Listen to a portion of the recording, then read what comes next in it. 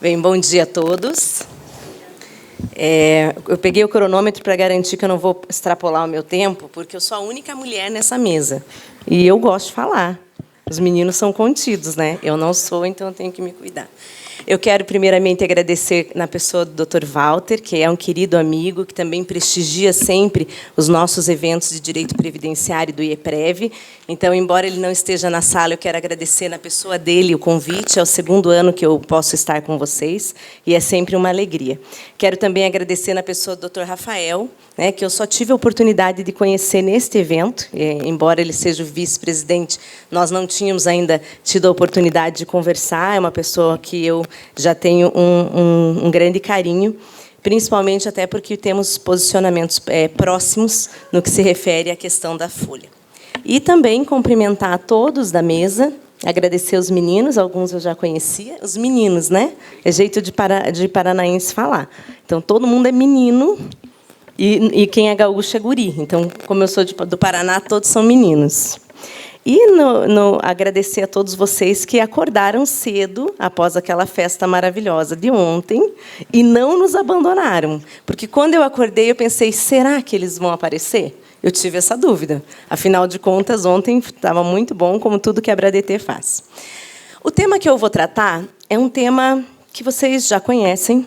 Eu não vou me ater aqui aos pequenos conceitos, embora eu vá passar por eles, porque são importantes, mas tenho certeza que todos vocês já sabem a parte básica do que nós vamos falar de PLR. O grande problema da PLR não é o que ela é, e também não é o que ela significa, mas é como as pessoas interpretam ela. A meu ver, quando eu faço a leitura da PLR, eu tenho uma ideia exata do que o legislador queria quando criou a participação de lucros e resultados. E o que queria também o empresariado, qual foi a busca que se teve no momento em que foi criada essa legislação. Eu não tenho dúvida quanto a isso, acredito que vocês também não. O grande problema é o que se transformou a PLR ao longo do tempo. E o risco jurídico da empresa, já que não se sabe exatamente qual é a interpretação que vai ser dada sobre ela. E isso, então, se transformou num grande risco, porque aquilo que era para ser uma grande jogada, uma grande oportunidade de distribuir o capital, uma grande oportunidade de concorrer no mercado internacional ou no mercado nacional, de modo que eu pudesse trazer uma garantia, um método de incentivo legal, real, verdadeiro, se transformou hoje num grande risco para todas as empresas. Por quê? Porque se antes o CARF, e aqui eu falo sem medo algum, era uma forma de critério para consultivo, eu poderia utilizar a jurisprudência do CARF para orientar o meu cliente, ou o cliente de vocês. Hoje, você já tem um pouco de dúvida. Até porque a gente tem uma alteração significativa e abrupta naquilo que se dizia dentro do tribunal a respeito da participação de lucros e resultados. E aí, como nós estamos falando sempre de autos antigos, eu tenho processos que foram orientados com base na jurisprudência do CARF sendo julgados agora, numa jurisprudência totalmente diferente do cenário que era a época em que os planos foram constituídos. Isso é muito preocupante. É preocupante porque, se você diz para o seu cliente, olha, você pode fazer, você pode assinar durante o ano, vai haver uma interpretação mais tranquila, isso não vai acontecer agora, quando o processo está sendo julgado. E isso é bem preocupante, porque isso tem considerado uma perda muito significativa para as empresas que apostaram na participação de lucros e resultados. Mas, para não fugir da minha apresentação, eu não me acertei bem com o microfone, vocês viram, né? Vocês têm aí Tem que ficar muito perto. Isso. É que tem que ficar muito perto para ele me pegar melhor. Bem, eu vou partir aqui de uma análise básica, que, na verdade, até ano passado eu também falei um pouquinho sobre isso para vocês, que é o conceito de salário de contribuição. Os meus colegas já falaram sobre isso, tanto o Dr. Breno quanto o Dr. Guilherme, mas é importante a gente lembrar que o artigo 195, quando ele fala de fato gerador de contribuição previdenciária, embora a solidariedade, embora a ideia de que toda a sociedade vai participar do financiamento da Seguridade Social por meio das contribuições, ele deixa claro, no artigo 195, embora a emenda 20, que tornou contributivo o sistema eminentemente contributivo, ele deixa claro, obrigada, ele deixa claro a ideia de que ele é uma contraprestação do trabalho, ou seja, só é fato gerador de contribuição previdenciária aquilo que remunera exclusivamente o trabalho. Então, aí a gente pode partir para outras discussões que a gente tem no cenário. A gente tem a discussão da questão da remuneração ser indenizatória ou ser eminentemente retributiva. Essa é uma parte que a gente já passou. O STJ já teve a ideia do reflexo, ou que o momento em que eu tinha que ter o critério da destinação. Então, obrigatoriamente, eu precisava do critério destinatório, ou seja, aquela verba é destinada para a remuneração do trabalhador no momento da aposentadoria. Esse já foi um critério muito forte também. Mas, no caso aqui, a gente não está discutindo exatamente essa questão que se chama equivocadamente de desoneração de folha, no meu caso, né? No do doutor Breno, sim. Mas, no meu, especificamente, a gente está falando de outra coisa. A gente está falando em fazer uma diferença entre verbas advindas do trabalho e verbas advindas do capital. E aí, aqui, a gente fala com força total, sem dúvida alguma, da lei das SAs. A gente vai usar ela como uma referência, que é o momento em que a gente vai valorizar a distribuição de capital também para o trabalhador. Ou seja, essa visão que no Brasil é tão difícil de compreender, que nem sempre eu preciso tratar o empregado, o trabalhador, como aquela pessoa que não tem, que precisa ser tutelada pelo Estado, que não tem condição de se defender. E aí, muitas vezes, a gente tem uma dúvida. Porque, afinal de contas, a legislação trabalhista, a ideia que a gente tem muitas vezes é que tudo é remuneração porque eu estou protegendo aquele trabalhador. Mas, às vezes, o que a gente faz é impedindo que eu tenha novos modelos, novas formas de consideração a respeito dessa retribuição pelo trabalho e uma forma de crescimento real, uma forma de participação real também do trabalhador naquilo que a gente chama de capital. Bem, isso seria uma discussão muito mais profunda se a gente fosse entrar nela. Mas o que ela vai importar para a gente? Primeiro, é fazer uma consideração a respeito do 195 da Constituição, se essas verbas elas seriam exclusivamente verbas advindas da contraprestação do trabalho. Para isso, a gente tem a lei de custeio, que é a lei 8.212, que vai dizer, olha, mas para que essa discussão não se elasteça, algumas verbas já naturalmente são isentas dessa contribuição. E lá a gente tem citada a participação de lucros e resultados, desde que, especificamente, lógico, cumpra a disposição específica da lei. A PLR vem citada na Constituição Federal desde o ano de 46, mas somente com medida provisória e depois convertida na 10.101, ela vem efetivamente ali pelo ano 2000 a ter uma efetividade do que seria, como poderia então ser aplicada essa relação entre empregados e trabalhadores.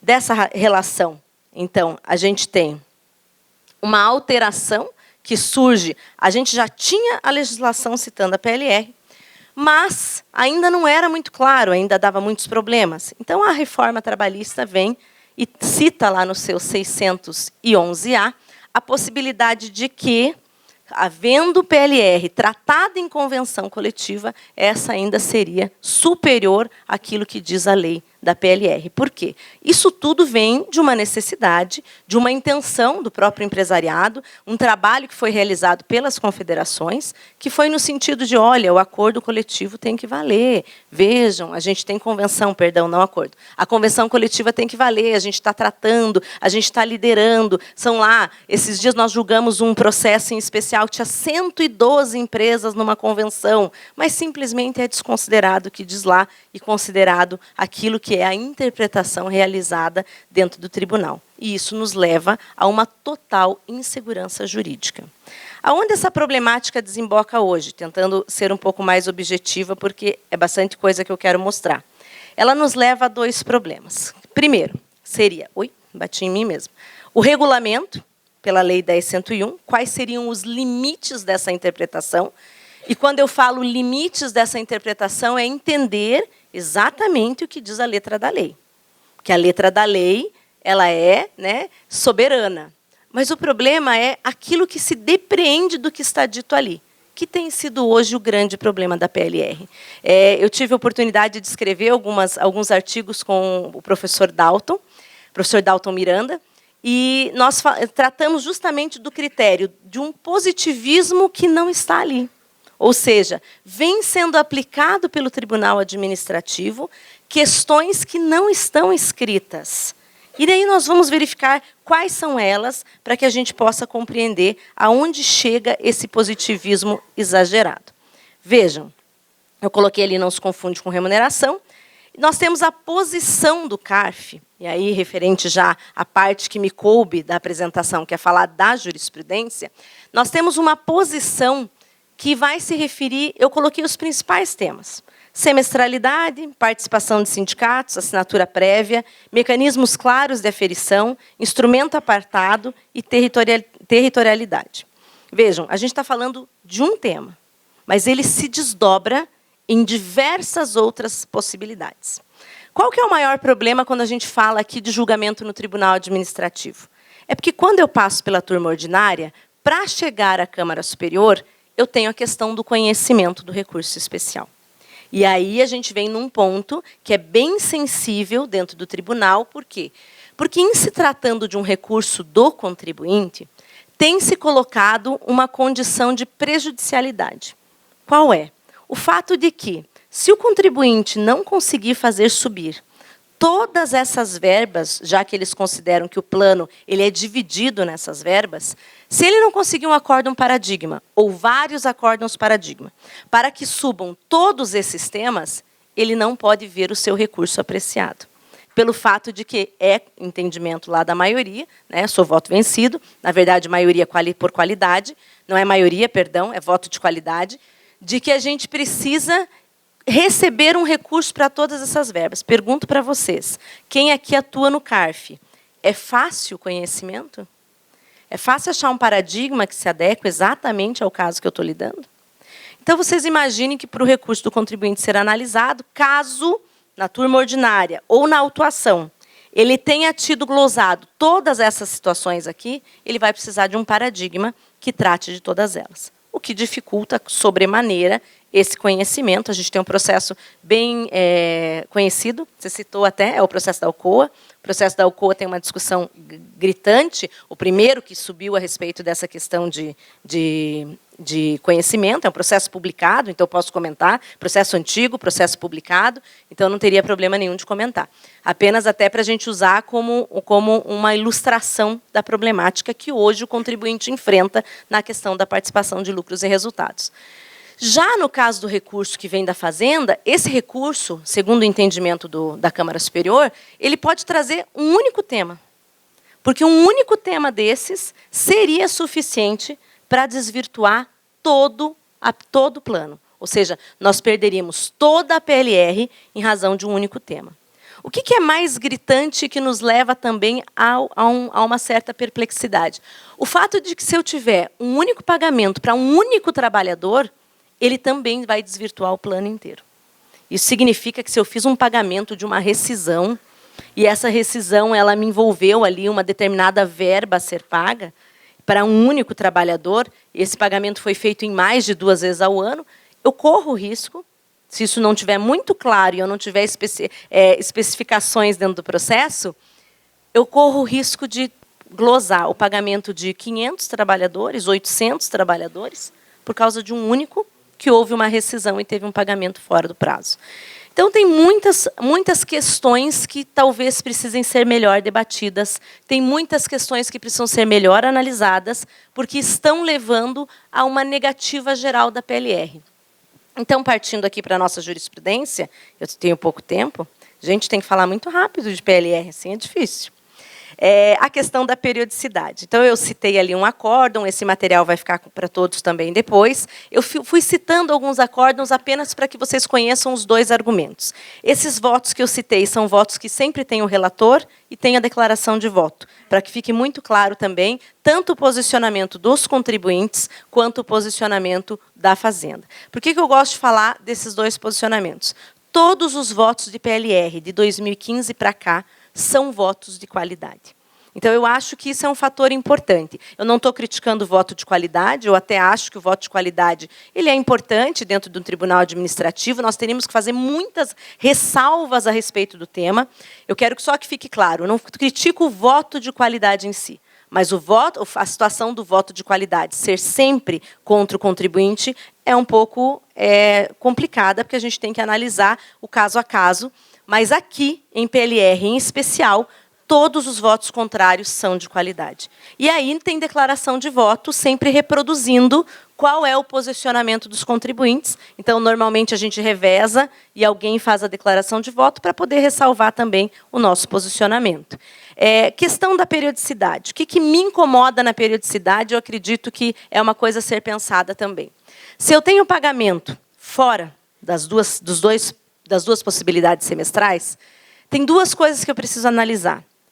Eu vou perder todas as parcelas pagas no plano de PLR ou somente aquela fora da semestralidade? Hoje, o entendimento do CARF, que é o entendimento novo, não era o entendimento anterior a 2015, glosa-se todas as parcelas. Então, se você pagou a PLR em 3 parcelas, glosa-se todas. Ou seja, todas elas vão ser consideradas como fato gerador da contribuição previdenciária. Isso é ruim, porque eu posso ter um único trabalhador que recebeu uma parcela a mais, eu posso ter um grupo específico de trabalhadores que recebeu uma parcela a mais, eu posso ter um grupo de trabalhadores que recebeu fora daquele plano, e isso tem que ser muito bem demonstrado sempre, porque às vezes eu paguei departamentos diferentes em épocas diferentes, e isso tem sido glosado também. Então, é muito necessário que se demonstre qual é o departamento da empresa que está recebendo em qual momento. Porque o simples fato de departamentos distintos receberem em momentos distintos tem sido motivo também de aplicação da contribuição previdenciária. Essa questão ela gera bastante discussão, porque a jurisprudência anterior a 2015 era uma jurisprudência que dizia, olha, eu vou considerar fato gerador de contribuição apenas aquela parcela que está em desacordo, e não todas. Hoje o entendimento é que todas caem, que eu considero um posicionamento gravoso, exageradamente gravoso, quando eu tenho todos os outros elementos do plano corretos, e somente a questão da data do pagamento. Eu acho que a gente tem que analisar pelo critério constitucional, como disse o professor Breno. O STJ e o STF têm olhado muito nesse sentido. A ideia, principalmente da intenção do legislador, embora a solidariedade, a contribuição previdenciária, ela tem uma relação sempre intrínseca com o 195 da Constituição, justamente porque a contribuição previdenciária ela nasce na Constituição de 88, ela muda completamente. A gente tem um novo regime instituído através da Constituição de 88, e em razão disso eu não tenho como interpretar sem subir até o 195 da Constituição. Outra discussão que nós temos é a participação dos sindicatos. Os senhores aqui que, porventura, trabalham com PLR, sabem a dificuldade que é de conseguir a participação do sindicato. Sabem também o comércio que existia no passado para conseguir essa assinatura do sindicato, tudo que era necessário fazer, quantas vezes era obrigatório, inclusive havia preço para o sindicato participar da negociação de PLR, né? Não vou usar meias palavras aqui, vou ser muito objetiva, que é exatamente essa situação. Você negociava, fazia 3, 4 reuniões, na última o sindicato não aparecia, não assinava, na hora de fazer o depósito não aceitava, tinha um preço extra para isso, a gente sabe que isso é uma realidade, infelizmente, né? Não estou falando para todos, mas uma grande maioria, e isso, então, trazer uma prejudicialidade fiscal para a empresa, também é uma coisa que a gente tem que analisar se essa era a intenção da legislação quando trouxe a participação de lucros e resultados, que eu acredito que não é isso, não é o que a CLT fala também, e também não acredito que, havendo uma comissão paritária, a gente precise tratar o trabalhador como uma pessoa inimputável, né? Pessoa que não tem condição de pensar, não tem condição de decidir, não havendo nenhuma manifestação negativa da comissão, não acredito que a gente possa considerar que a participação do sindicato seja tão objetiva assim, até porque a interpretação da legislação, principalmente para a tributação, como disse o doutor Breno, estou usando bastante suas explicações aqui, ela é uma análise conjunta. A interpretação no direito tributário, ela sempre vai ser uma análise da legislação, daquilo que é a vontade do legislador, principalmente quando a gente fala de contribuição previdenciária. E aqui eu não vejo como considerar que essa questão do sindicato se sobreponha a todo o restante da intenção da Constituição. E isso é uma discussão que tem sido tida, inclusive, nos tribunais. O TST já tem considerado que a participação do sindicato não é fundamental, desde que, né, a comissão paritária dos empregados não tenha se manifestado contrariamente. Então, se o próprio TST, que até o professor Guilherme citou um voto meu, eu sempre falo muito sobre isso, que se o próprio TST, que é aquele que foi considerado pela legislação competente para dizer se há uma relação de trabalho ou não, ele já tem um posicionamento sobre isso. E o TST, que é aquele que tem que ser protetivo, já tem uma posição sobre isso, o que a gente não pode fazer é mudar a natureza das coisas com razão exclusivamente fiscal. E isso me incomoda bastante. Eu trabalho muito tempo com folha de salários e essa é uma questão que me incomoda muito.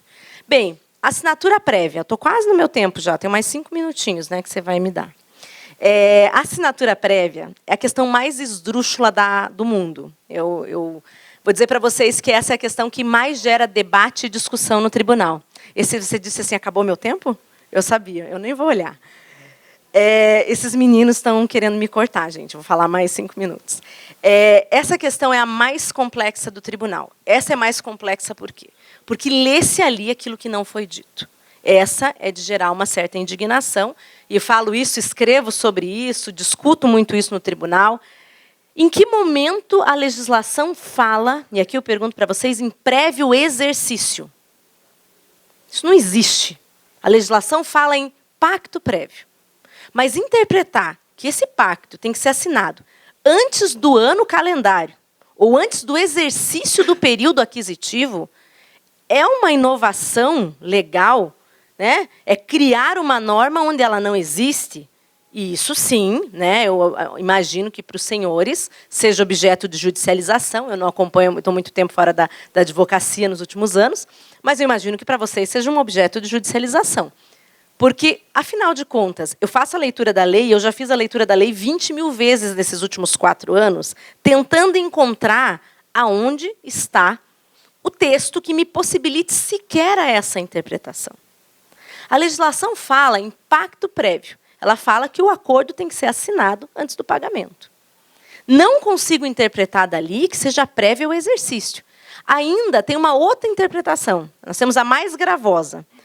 O pacto tem que ser assinado antes do período aquisitivo. Poxa, 1 ano antes. Qual a possibilidade no mundo real, entre empresas, trabalhadores e sindicatos, que eu consiga assinar o pacto 1 ano antes? Praticamente zero.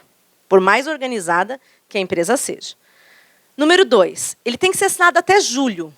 Na legislação não fala nada disso, mas até julho é um critério que se entende como razoável. Afinal, o trabalhador teria o restante da metade do ano para interpretar, para entender aquele plano de metas a qual ele estaria sujeito.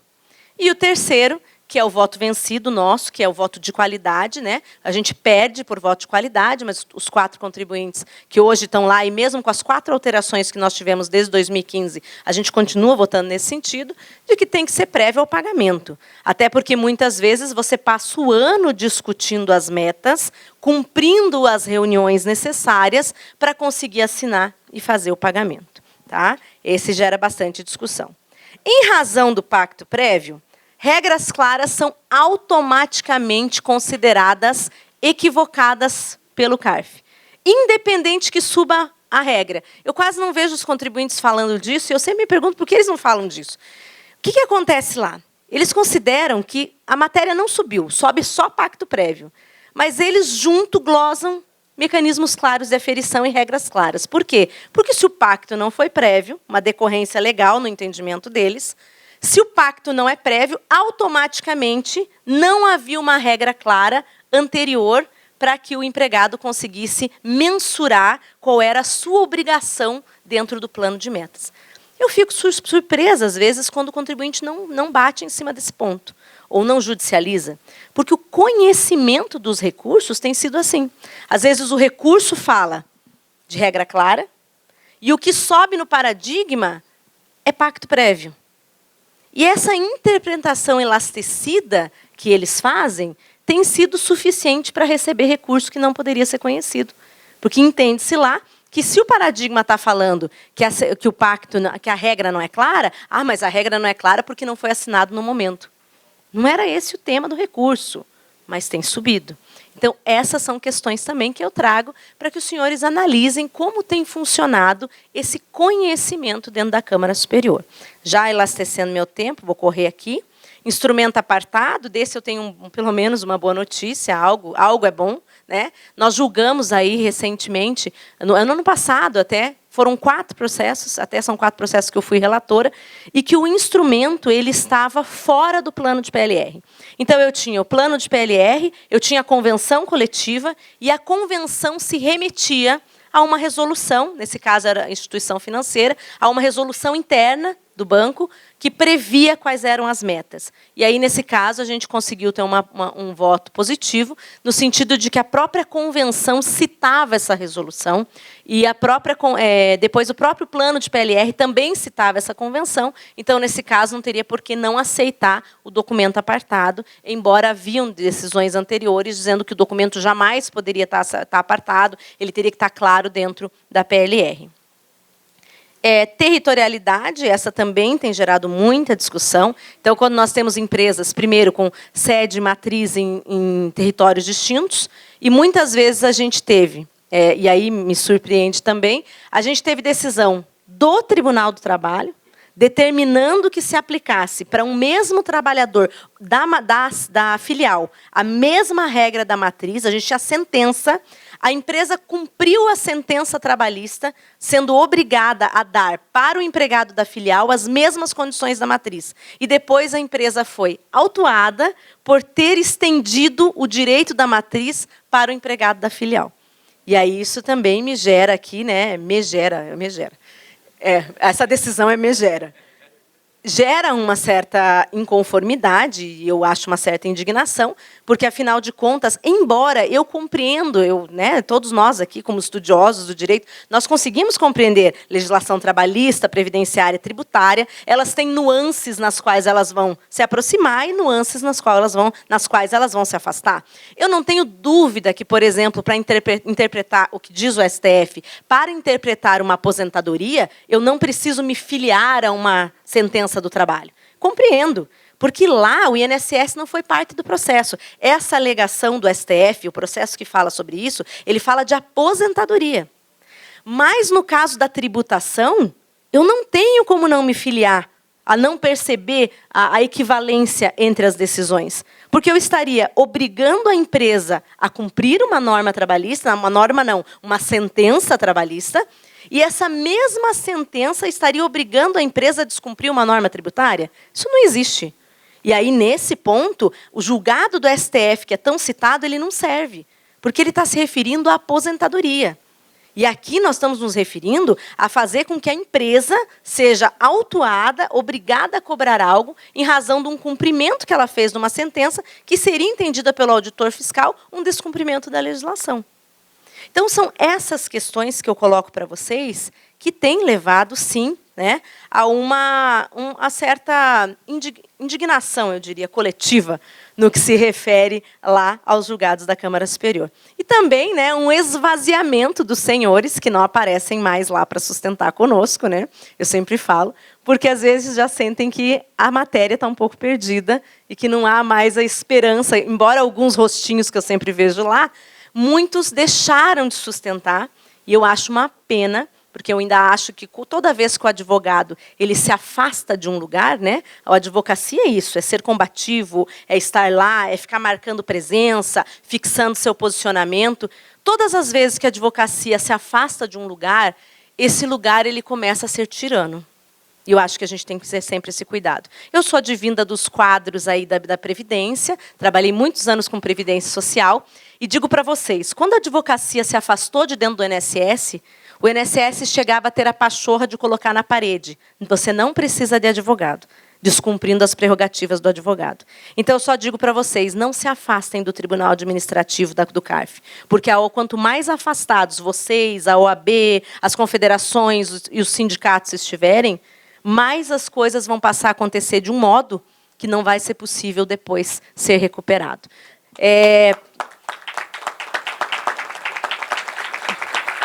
Vou terminar colocando uma posição muito conflitante. Eu sei que já acabou meu tempo, já estou com 4 minutos estendido. Mas para dizer para vocês que nós tivemos essa semana a publicação de uma portaria, não sei se é de conhecimento de todos ainda, na segunda-feira. Essa portaria ela criou uma comissão especial de súmulas. Então, a questão da PLR tentaram sumular, agora em setembro passado, é voto de qualidade, mas tentaram fazer a súmula do aviso do pagamento antecipado. Essa súmula não passou, nós não votamos na nossa Câmara, também por voto de qualidade. Mas só para dizer para vocês que a portaria de segunda-feira é uma portaria que traz uma comissão na qual não há participação dos contribuintes. Ela é uma comissão, uma portaria que prevê exclusivamente a participação do presidente do CARF, da PGFN, e ela poderá haver proposição das confederações, mas a confederação não tem direito a voto. Ou seja, quem vota e vai definir é exclusivamente o governo.